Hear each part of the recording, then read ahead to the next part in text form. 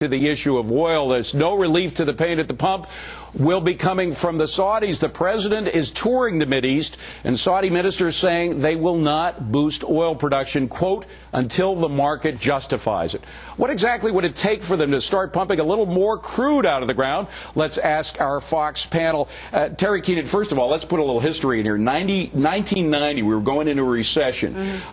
Then President Bush, President Bush's father, got the Saudis to increase production a little, which lowered the price. Then we went into a recession, and the price tanked. It went down to $10 a gallon. That's what the Saudis are afraid of. That is what they're afraid of. The other dirty little secret here is they don't have much more oil to pump than what they're already pumping. Their reserves are fairly tapped out. So really? I think, you know, that's another reason that the Saudis are saying, you know, we're not going to pump anymore. So that also, we're going into a U.S. slowdown, if not a global economic slowdown. So that doesn't sound very hopeful. No, and if you're any oil-producing nation, you have a fairly limited supply. When it's done, it's done. I can think of no. If I'm in the Saudi government, I can think of no reason why I would change production at all. What to make us happy? To help the Hillary Clinton campaign because she promised if she gets elected they'll just do it. Well, and Peter Schiff, they need all of our dollars so they can buy up all of our banks, right? No, they don't need our dollars. You know, the problem isn't. I was kidding, Peter. I was kidding. Go ahead.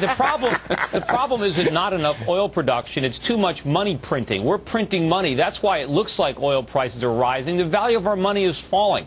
And, you know, you mentioned earlier, when we have a recession, yes, we're going to have a big drop in demand for oil here, but the dollar is going to fall sharply during that recession. That's going to ignite a boom in demand for oil abroad. So even though we're going to be in a deep recession, oil prices are going to keep rising for Americans. And Victoria, again, we hate to agree with Peter, but the fact is, if we had linked the dollar and gold about 10 years ago, oil would be at about $30 a barrel. 30. Right, and if we were paying in euros, we'd be paying about 57 a barrel. Yeah. The problem here is exactly what Peter points out, which is that our currency is very weak right now. So it isn't a question of supply and demand. Demand hasn't spiked as high as prices have spiked. It's the dollar. Go ahead, Alex. Why don't we raise the price of the arms that we're selling the Saudis?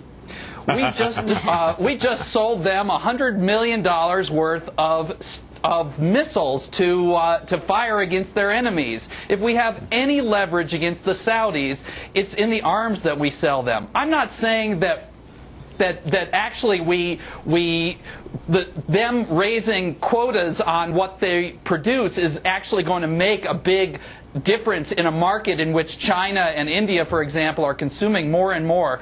But look, if we have leverage against the Saudis, it's the guns that we sell them. And maybe we should tell them we don't want to sell them any more guns. So we do have some leverage. We should use that. We got to leave it at that, gang.